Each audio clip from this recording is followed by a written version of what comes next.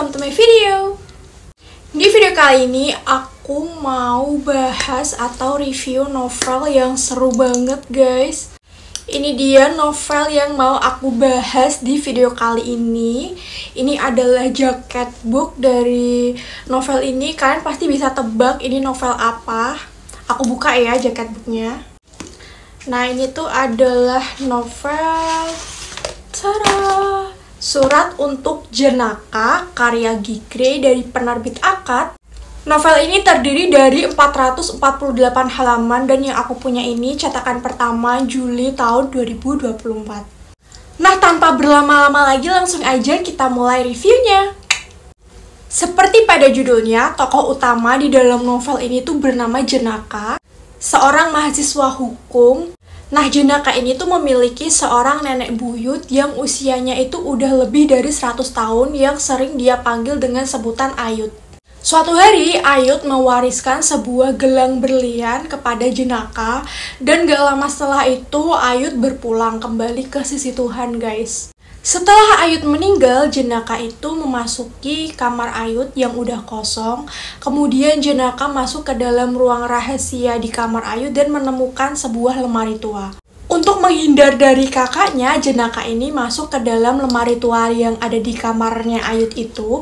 Dan tanpa sengaja, Jenaka itu terhempas ke tahun 1923 guys. Jadi si Jenaka ini tuh kayak time travel atau perjalanan waktu gitu loh guys. Di masa kolonial Belanda di saat Ayut itu masih seusia Jenaka sekarang. Wajah Ayut itu sangat mirip dengan Jenaka sampai mereka itu sulit untuk dibedakan. Karena Jenaka tiba-tiba muncul di dalam kamarnya Ayut di tahun 1923 itu, Jenaka menjelaskan bahwa dirinya itu datang dari masa depan tanpa memberitahukan identitas aslinya bahwa dia adalah cicit dari Raden Ajeng Cantika, si Ayutnya ini.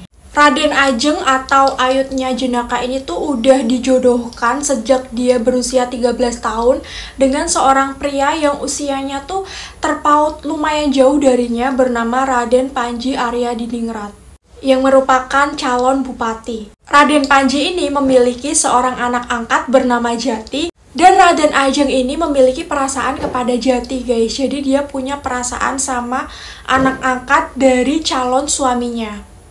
Karena Jenaka tidak tahu cara untuk pulang atau kembali ke masanya, dan Raden Ajeng tuh nggak bisa menyembunyikan Jenaka lebih lama di rumahnya, Jenaka kemudian tinggal di rumah seorang jaksa bernama Pramudia Bagus Biru, yang merupakan satu-satunya jaksa dari pribumi kepercayaan orang-orang Belanda. Nah, yang lucunya di sini guys, si Tuan Pram ini tuh suka cemburuan dan posesif nggak jelas gitu sama Jenaka karena dia diam-diam memiliki perasaan kepada Jenaka karena menurutnya Jenaka itu adalah cewek yang unik, cewek yang jarang ia temui.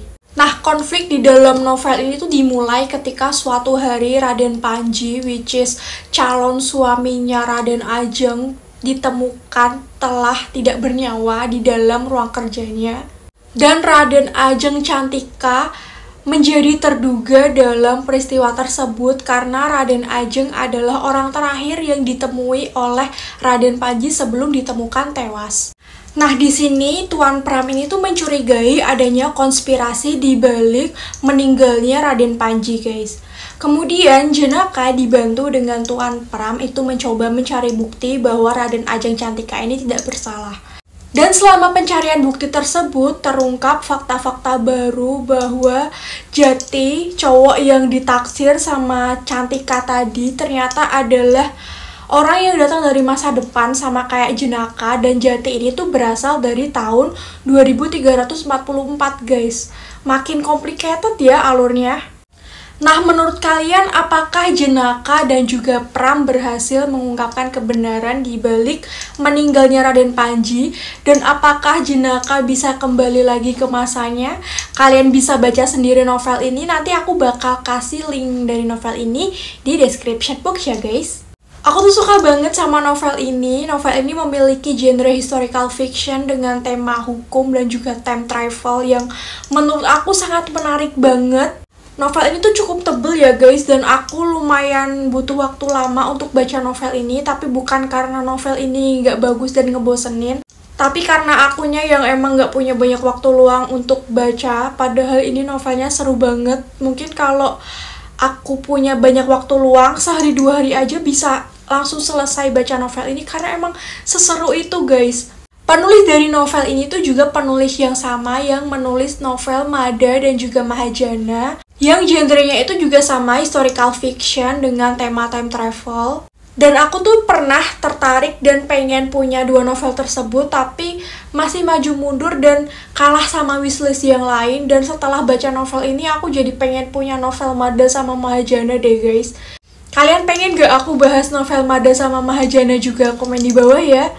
Dan FYI juga guys, novel Surat Untuk Jenaka ini bakalan ada sequelnya, judulnya Kembali ke Batavia, dan akan terbit tahun depan di 2025, tapi nggak tahu bulan apa terbitnya.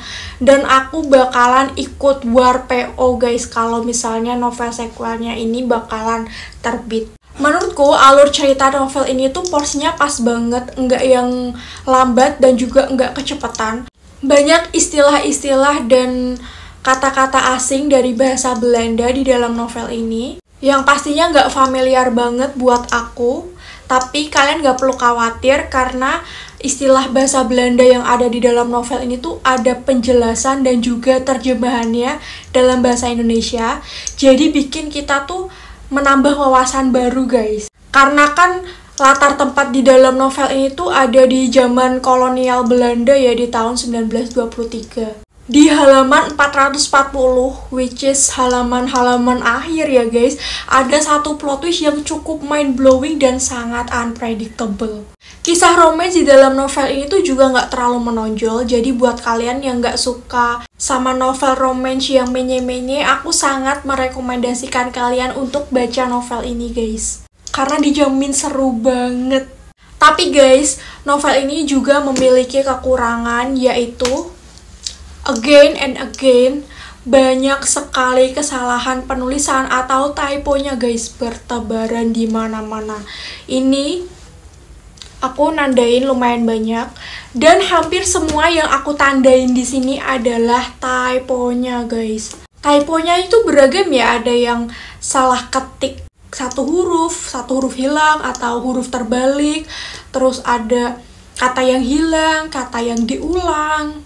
Pokoknya banyak banget typonya, dan menurutku sayang banget. Penerbit Akad itu kan merupakan penerbit mayor yang cukup aktif untuk melaunching atau menerbitkan novel ya guys. Apa mungkin karena mereka kejar deadline juga, jadi editingnya kurang maksimal? We never know. Nah guys, mungkin itu semua review aku tentang novel ini. Gimana, kalian tertarik untuk baca juga nggak? Komen di bawah ya. Nah mungkin sampai di sini dulu guys video aku kali ini. Makasih buat kalian yang mau nonton sampai akhir. Kalau kalian suka sama videonya, jangan lupa untuk klik like dan subscribe. Share juga ke teman-teman kalian. And see you to the next video. Bye bye.